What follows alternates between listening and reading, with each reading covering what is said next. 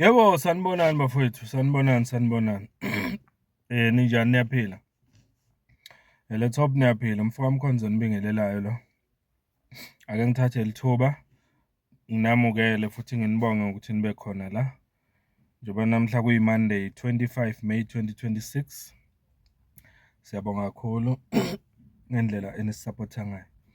Ngicela abangasubscribe, please subscribe to this channel. It's free of charge. Like YouTube and it's free ukufollowa le channel ku TikTok. Mfowami Mkhonza TV and podcast. Siyabonga kakhulu.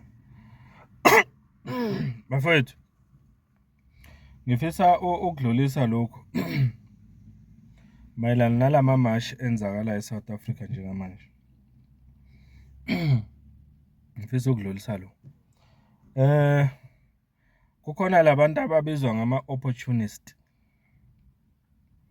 osomathuba abasebenzisa lama mashi ukufeza izinhloso zabo ezimbi, abafuna ukuphula umthetho nabazibonakalisa njengamahlongandlebe. Labo bantu labo bayideserve imvubu. Labo bantu labo bayideserve iarrest ukuthi baboshwe. Yiloko nje ngizokusho la kule video. Le igameko bezenzeka namhlanje lapha eBloemfontein ngesikhathi kunemash against illegal foreigners. Ayihambanga ngendlela engifisa noma engicabanga ukuthi ama-South Africans in general afisa ihambe ngayo. You cannot march against illegal immigrants bese nawe wenza into illegal. You cannot do that. Siyagcizelela la ukubaleka kokulandelwa komthetho nokuhlonishwa komthetho wase-South Africa. Yingakho sifuna ama-illegal immigrants alandele imithetho yase-South Africa or ahambe kulelizwe. So if sekuzoba nabanye phakathi kwethu abazozibiza ngokuthi bayi-part of amamashi enzakalayo, kodwa nabo sebaphula wona lo mthetho wase-South Africa, that's totally wrong. Ngeke uthi uyaklina endlini yakini ushaya amagundwane uyawakhipha ufutha amaphela, kodwa at the same time uyithole soshana ama-TV nama-window akini usutshontsha nezinto zakini endlini usuzikhiphela ngaphandle endlini kini solokuthi uyaklina. No, you don't do that. Siklina eSouth Africa la, and kufanele sikline ngendlela right, ngaphansi kwemithetho ene ngaphansi kothando lwezwe lase-South Africa. Awubheke nje into bezenzeka eBloemfontein, buka ukuthi bekwenzakalani, awubuke la.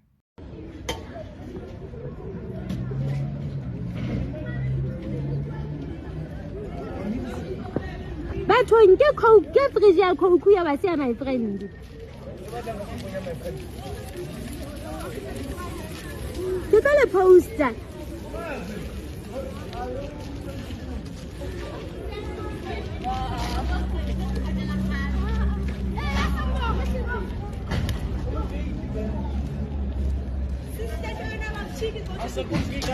Bathathile bawuthatha nethi mina ndingomnqundu umuntu uyawunyapha kimi. Andingomnqundu.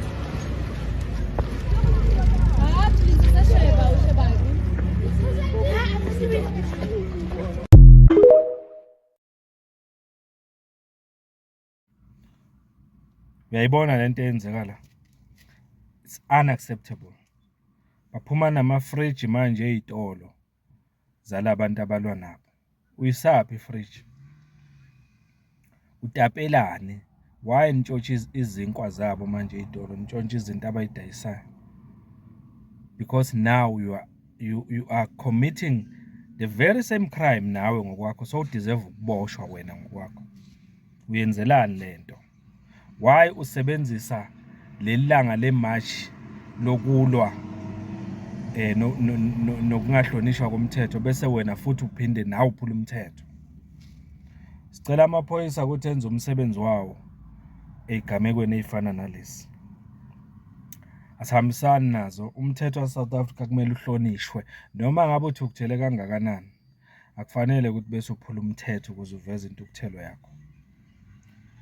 I-example e-right yokuthi amamashi kufanele ahambe kanjani eSouth Africa yile.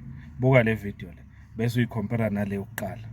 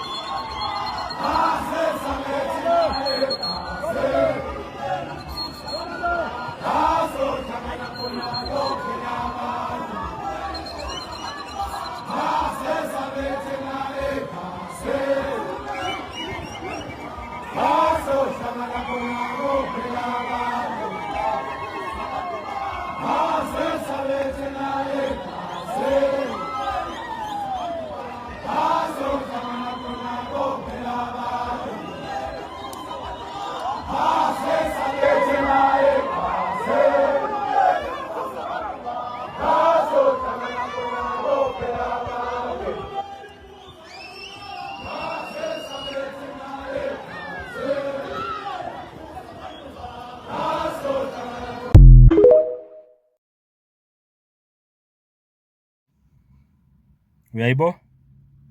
Imashi kumele ihambe kanje. Ibe nabaholi nama-leaders ahlelekile la, asebenzisa umqondo. If imashi yenu ingakahleleki ngale ndlela, ingenabo abaholi abasebenza ngale ndlela, ingenawo namaphoyisa around eniwacelile ukuthi ahambe nani kuleyo mashi. Leyo mashi leyo asiyisupport singama-South Africans because at the end of the day isiveza kabi njengabantu base-South Africa. Sesiyalutha, sesiphula imithetho, siyatshontsha, senza yonke into, sishaya abantu, siyadestroya your very own country. No, you can't do that. Ngithi angenze le video nje ukugcizelela ukuthi if sithi 30 June 2026 sifisa izwe libe seliclean kunabantu abangama-law abiding citizens, kunabantu abahlonipha imithetho yase-South Africa kuphela, sifuna kube njalo. Lokho seku-include-ke even South Africans themselves. If you are a South African and uzimisele ukuthi uzosebenzisa ithuba lemashi ukuze ufeze iy'nhloso zakho, uphule umthetho, amaphoyisa siyawakhuthaza ukuthi enze umsebenzi wawo kuwe. Boshwa. Futhi bengifisa ukuthi uboshwe sowuthole nemvubu yabantu abahola lamamashi because awusebenzisa umqondo. Yiloko nje ngifisa ukusho bafethu. Lelizwe angeke sililungise ngodlame. Lelizwe angeke sililungise ngokuhlulwa ama-emotions. Nasisebenzisa umqondo. Lamamashi nje enziwa ophakela umthakathi ongizwe, i-march and march. Iwona mamashi adingekayo eSouth Africa, ahleleke, kungabi na violence, kungatshontshwa, kuhleleke nje ukuze nathi sibonakale ukuthi singabantu abaphilile emqondweni. Yiloko nje akukho okuningi. Bengizoveza lokho nje. Ngiyabonga kakhulu. Ngicela niqhubeke nisubscribe ni-share futhi lama videos ukuze sikhulise le channel. Ngiyabonga kakhulu.